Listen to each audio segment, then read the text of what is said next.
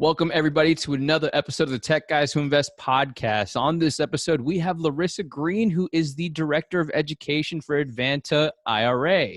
So welcome, Larissa. Thank you for having me, guys. Yeah, we're excited to have you on. Thanks for coming on the show.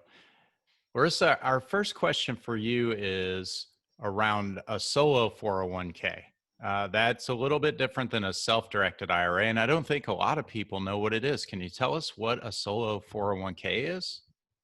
Yeah, absolutely. So the solo 401k is a great account. I think what happens sometimes is we hear 401k and we think corporate America. I have to be employed by somebody else in order to save for retirement using a 401k.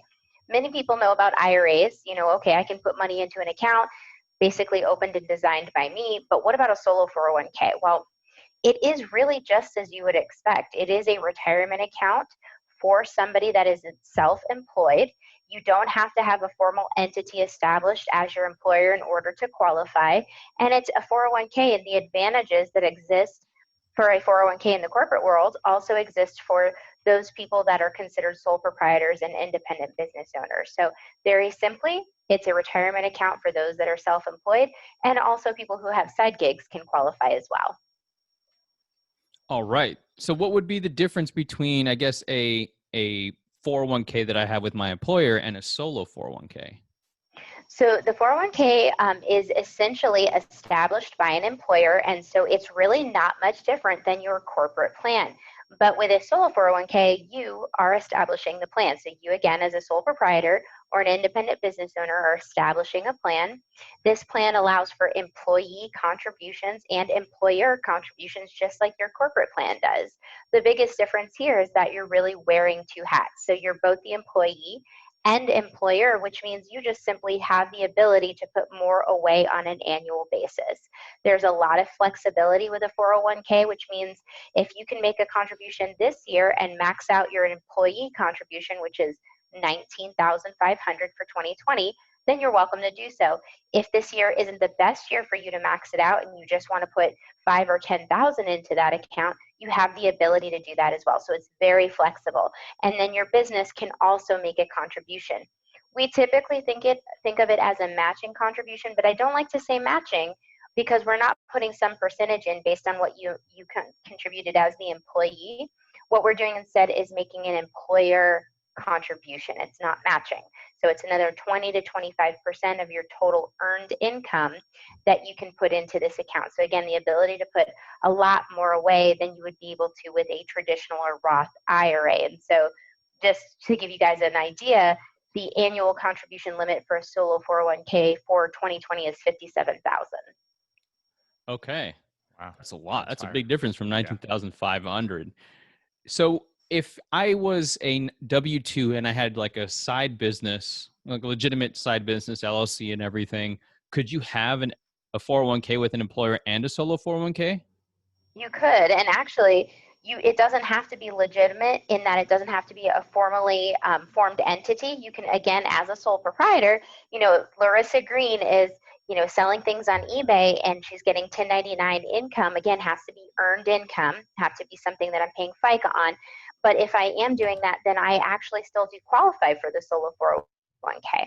Something that you want to be aware of. So again, taking myself as an example, I work for Advanta, I have W-2 income, and I have a formal 401k through Advanta IRA. But again, if I have side income paying FICA on it, the biggest thing you want to be aware of is that your employee contribution, $19,500, is the most you can contribute per individual, which means if I'm putting some money in my 401k with Advanta as an employee, then the total amount of $19,500 is how much I can put in both of those plans combined. However, the employer contribution, that 20 to 25% of your total earned income, that is per employer. So there's basically the ability to put a lot more in. So even if you're maxing out your W-2 401k plan, you still have the ability to put some money in as your own employer into your solo 401k. So it has a lot of advantages. Okay, that's interesting. Yeah. Larissa, how does a solo 401k differ from a 401k from my employer? in terms of what I might be able to invest in? Are there differences there? There are going to be differences as far as what we would consider typical for a 401k. So typically your corporate plan is going to be invested into things like mutual funds, right? And so sometimes they'll ask you, almost like a pain tolerance, what are you okay with as far as the nature of your plan? How aggressive do you want it to be? But outside of that, they don't typically let you choose the investments, or they'll let you choose from a list of investments. But with a solo 401k, you have the opportunity to make a large range of investment types. So you can have something like real estate if you want to buy, 123 Main Street and hold it long term and rent it out. That is something you can do with a solo 401k. You can also lend money, buy gold and silver bars and coins. You can do option contracts in real estate and lease options. You can lease equipment. You can buy and lease out farm equipment, for example. You can buy and own raw land. So there are so many options for you with a solo 401k.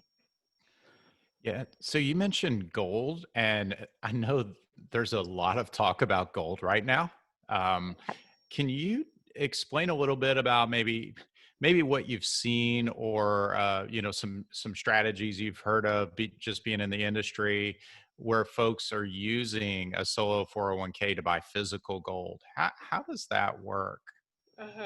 So it's actually something that's very easy to do. The biggest thing that you want to keep in mind is that although I know a lot of us will see those commercials that say, buy and store your IRA and 401k gold at home, you don't want to do that. So there are some restrictions as far as what the IRS would consider arm's length transactions. And just the way we interpret the rules, storing your gold at home would not be considered arm's length. But what you can do is find a reputable dealer that you're comfortable with purchasing from. Once you decide who you're going to buy from, then you're going to also find what we would consider a depository or someplace safe to store the gold. Again, that would be a third party. And then once you make all those decisions, you would come to us and say, okay, now I want to buy my gold. How do I do that? And basically what you're doing is the invoice is going to be in the name of the IRA. So the invoice is to the IRA or 401k. Once you make the purchase and the money comes directly out of that retirement account to make the purchase, then your dealer is actually going to ship those to your depository. So it's going to be safe kept, again, not at your house, but at some depository of your choosing. And then your strategy is your own. So are you holding it long term? Are you holding it 3 to 5 years, 10 years, or till you decide you're ready to let it go? Or is your strategy short term? Again, completely up to you. You make those decisions. I couldn't store the gold under my mattress or anything like that? Not from your 401k. Now, your personal golds, you could store there if you want to, but not from your 401k. So a solo 401k sounds very similar to a self-directed IRA in the regards that you're talking about alternative investments. What are the differences between the 401k and the self-directed IRA? So there's a lot of big advantages to the 401k. Now, the great thing is you can have both. So there is a way to contribute both to a solo 401k and to an IRA, and it's very easy. But with the 401k, number one advantage is going to be your contribution limit. You can put up to $57,000 in. With an IRA, it's just going to simply be $6,000 on an annual basis. With the 401k, you can borrow money. So just like with a corporate plan. So again, we're very used to what would be considered a traditional corporate 401k, where loans to participants are typically going to be allowed.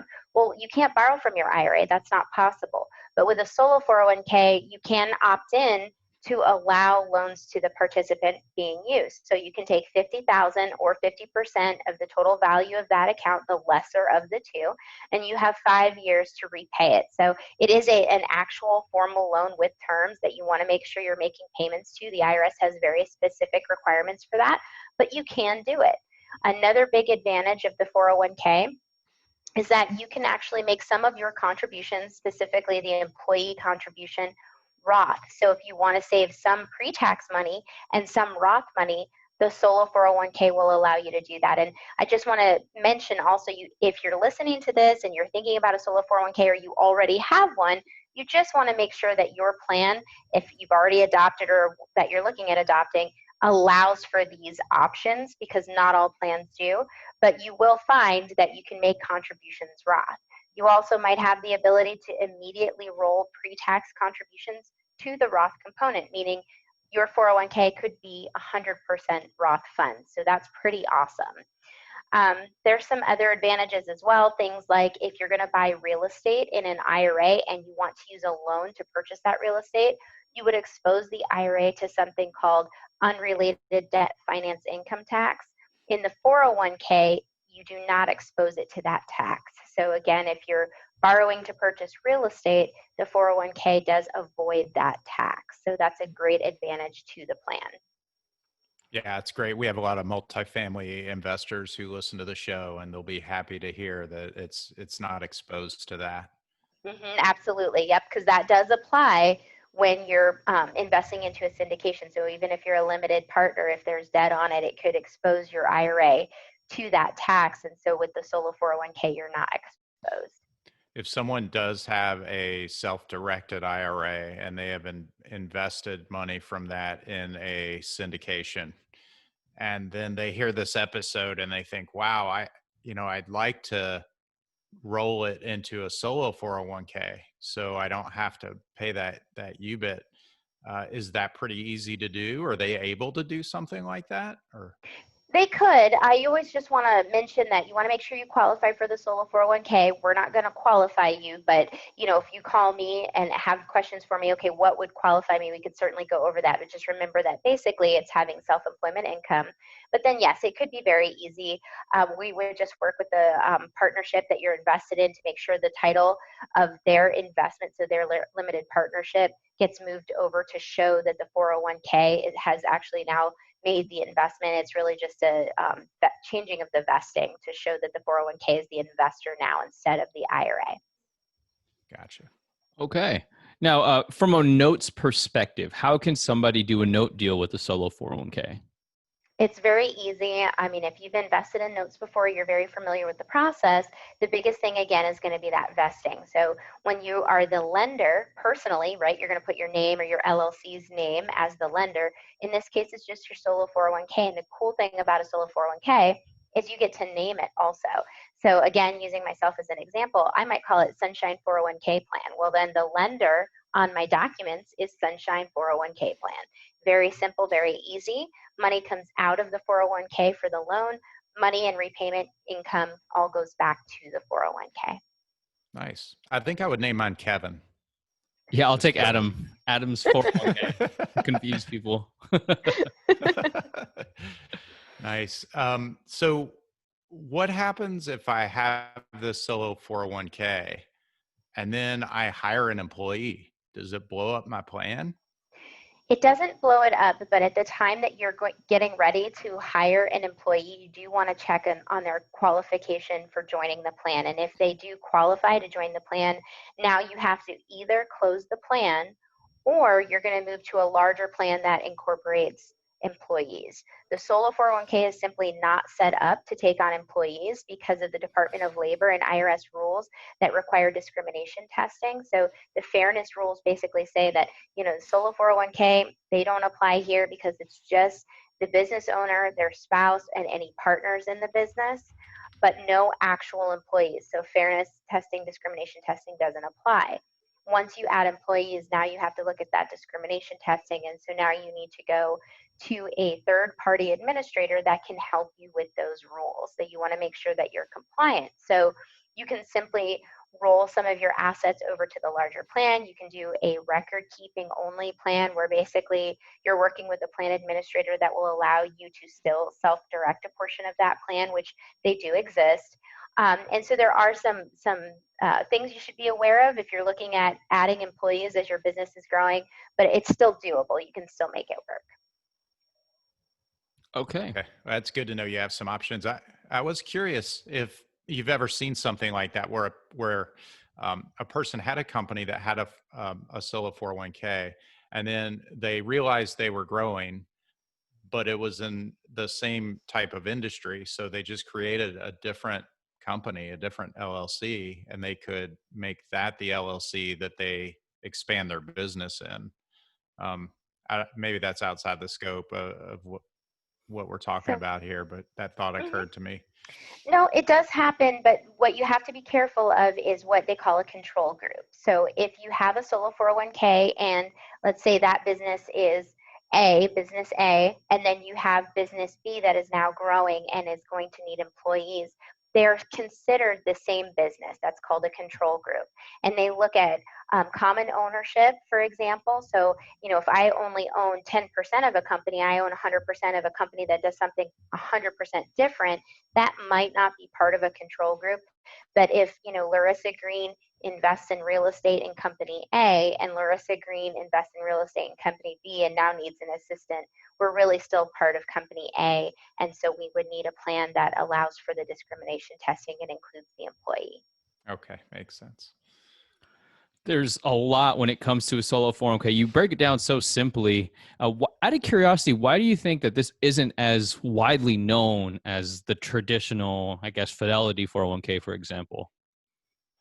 I think because a lot of people, who are independently employed, there's nobody really selling to them as far as, the benefits of the 401k. So, when you're self-employed, and that's a big advantage of the 401k is that you have the opportunity to do it yourself. But when you're doing it yourself, there's nobody saying, okay, this is how you set it up. This is how so you have to learn it on your own. It's just information out there and you have to find it and learn it. So, um, you'll find larger companies set up 401ks, not just because they want to grow their business and attract and keep good employees, but also because it's tax advantaged, right? They make contributions on their employees' behalves.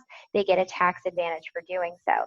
Well, the solo 401k is the same, but many people just don't know about it because it's just there's not as many um, vehicles or I should say administrators that help you with those plans as there would be some of these third-party administrators that help with the larger corporate plans.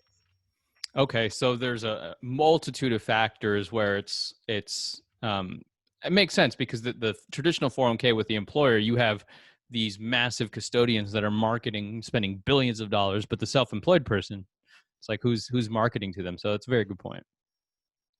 Yeah, that's pretty interesting. Larissa, I don't think we asked this yet or covered it yet, but the question kind of occurred to me about if someone's considering between a self-directed and a solo, they qualify for either one. What are some things they might want to think about when trying to pick between those two? So they really can have both. It is possible to Okay. have both the traditional and Roth IRA and a solo 401k, and you can contribute to both. So I think, when you're looking at a solo 401k, because there's more administration on the end of the individual with a solo 401k, it's just administratively heavy when it comes to things like tax filing and making contributions, for example. So if you're looking at contributing more than an IRA allows you to, then that's probably the time to find out more about the solo 401k. But if this is the first year you're starting your business or the first year that you have self-employment income and you're going to only make that minimal contribution that an IRA allows, then this might not be the year for you to start that plan because now you're going to add things into it. So things like, again, making your contributions as the employee and the employer, and then are you making Roth contributions? Do you want to do in-plan Roth conversions? There's a lot more to it than an IRA. So if you're not ready to take on all of that information, then this might not be the time to start the 401k, but maybe learn about it. There's a lot of great books out there where you can read about solo 401ks. You can join Advanta IRA for a lot of our webinars. I just did one on solo 401ks last week. So, this is the time to learn about it. And then when you're ready to make a larger contribution than an IRA allows, then that would be the time to look at the 401k. And especially, again, because you could get some deductions for your company as well as yourself personally by making those contributions. Nice. Nice. So I like that you can have two. So that basically ups it to, what is that? You said 57. So roughly 60 plus $1,000 you can contribute to your retirement through a solo 401k and a self-directed IRA. That's really Yep. cool. Yep. So when would somebody want to get in contact, or when should they loop in someone like yourself, Larissa, when deciding for a solo 401k or anything like that? I think that if they hear this and they're interested to learn more and not necessarily even sure if they qualify or if they'll even eventually want an account, I think education is so important. And I talk to a lot of people who don't ever open an account, or it takes them a year to be ready or 2 years to be ready. But I think joining in on our education is so important because you just never know when they'll find, well, you know what, the solo 401k was not for me, but I didn't know I could self-direct a health savings account, for example, and learn about all the investment opportunities that go behind self-directing any type of account. So I think if somebody hears this and it's interesting to them, even if they don't qualify and never will, just join the education because it's great to learn. What would be the minimum amount of money that somebody could invest into a solo 401k? I mean, if you have the option, take advantage of that $57,000 per year that you mentioned. But what would be the bare minimum that someone say, I want to open one up and I could throw money in there? So I always tell people it's really not about the minimum amount. Advanta has no minimum. It's about the investment you plan on making. So if you're starting with a small contribution, you want to put a couple $1,000s into an IRA or a 401k, do you have an investment in mind? Are you ready to put that money to work? Because keeping in mind, self-direction is all about putting your money to work for you. So if you're looking at something and something comes along, let's say you're going to lend out $5,000 and the return on it is going to be, 10% and 1 point, for example.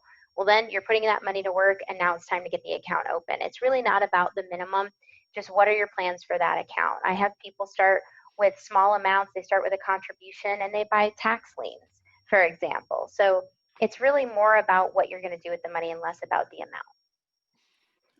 Okay, that's good stuff, and you just helped me think of another question I have, which is, let's say someone has money and they're thinking about opening a solo 401k, but they're kind of waiting for the opportunity. They're not ready to open it and start paying the fees and things like that until they're sure they could put their money to work. So they get the opportunity, say, to lend money, something simple. And now they're like, okay, well, I'm about ready to sign a deal with someone to loan them money. I want to get this set up. How long does that take? How much advance notice should they plan for when they're thinking about something like that? So that happens all the time because we don't pay any interest on any accounts that we hold. It just sits in cash. And so, I always tell people if you're not actively looking for an investment, now is not probably the time. But if you're actively looking for an investment, I always suggest just get it open because you never know when you're going to need earnest money for a property or you might have agreed to lend the money in a week, but now it gets bumped up to 2 days from now. So it really just, the answer is it depends. So if you're making a contribution and you wire funds in with a solo 401k, we could wire them back out in 2 days. I mean, it's very quick. With an IRA, we have to hold the account for 7 days. That's the right of rescission period for an IRA. And then the other factor that comes into both of those types of accounts is going to be where is the money coming from? So outside of contributions, if you're moving money in from an old employer plan, for example, or another IRA, it could be some time before the custodian sends us those funds. And so that's always going to be a factor. Some custodians will send us funds in just a couple of days by wire. Some take 30 days every time. So if you're thinking about this and you're a very active investor, you're actively looking for an investment, reach out to me so we can have this conversation and I can give you, the timeline so that okay, hey, I'm just making a contribution. I can wire those funds into the 401k. Larissa said if I get her the funds, we can wire it back out in 2 days. No problem. Or I'm starting an IRA and money is coming from an old employer plan. Larissa said that's going to take 30 days. So, just be aware of what the timeline is. Okay. So when it comes to the fees for setting up a solo 401k, how does that typically work? Like in the 401k for the employer, they kind of just take the money and depending on the fee structure, you may make money or they may take a fee whether you win or lose money. How does it work with Advanta? So with the solo 401k, you have two options. And so your fees are going to largely depend on the options that you choose for that account. The 401k can have checkbook control. We call it direct checkbook control because you don't need another entity to gain checkbook control like you do with an IRA. So with an IRA, you would set up an LLC or a trust, And because that entity has a bank account just by nature, that's how you get checkbook control. But with the 401k, you can have direct checkbook control, meaning we give you the plan documents and the know-how, and then you go open a bank account in the name of that 401k and deposit your money there. That option is just a flat $300 a year. You're taking on, as the trustee, you're taking on the record keeping, basically. So you're going to make your contribution deposits there. You're going to make all of your investments. You're going to record keep income and expenses for those investments, flat $300 a year. If you want what we consider the full service model, where we're really holding your hand through the investment process and doing the record keeping, those fees are going to be based on the asset. So $295 per year per asset, or I have another option based on the value. And then that $300 plan fee still does apply. So you're probably normally looking at around $600 a year for the full service model, with some setup costs, and $300 a year if you go with direct checkbook control. Okay, good to know. I like the full service option. That sounds like it's worth it to me, but I know everyone's different. So, Larissa, we wouldn't be the tech guys who invest if we didn't ask you a tech question. Are you ready? I'm ready. What is your favorite piece of tech that's helped you get through this craziness in 2020? Oh my gosh, you guys, Zoom calls, absolutely, Yeah. 100%, hands down. When, I network for Advanta, that's what I do. I teach classes for Advanta. I sponsor classes that other people are teaching. And so just the nature of my job is face-to-face with people. And when we started the sort of stay-at-home orders, I thought, I don't know how this is going to work. And actually, one of the most unexpected groups that I attended were the very first to start the Zoom calls, actually that very first week. And I couldn't believe it. And they were the only ones that did it consistently for over a month. And then slowly other, Zoom calls started, joining my calendar there. And before you knew it, I was networking in San Diego today from my couch in Clearwater. So it's been very exciting and very awesome, in that this weird time that we're in, these strange times we're living in, something good has come out of it, for me at least. And I think a lot of people who are networking on Zoom feel the same way. That's Awesome. great. Now, the last question we want to ask you is, where can people find you? Where can they learn more about Advanta IRA? So they can just simply go to advantaira.com. They can reach me directly at 727-754-9963. That's my direct line. You would find my email address on the website. And also, if you're interested in the webinars that I mentioned, just go to YouTube, search Advanta IRA, and they are all listed there. Our contact information is in there. You'll see that I've done so many webinars, and they're all posted for you to go back and view. Nice. Awesome. We'll Thank put you all so that much in for the your show time, notes. Larissa. And if you want to check it out, go to advantaira.com. Thanks, everybody. Thanks, everyone.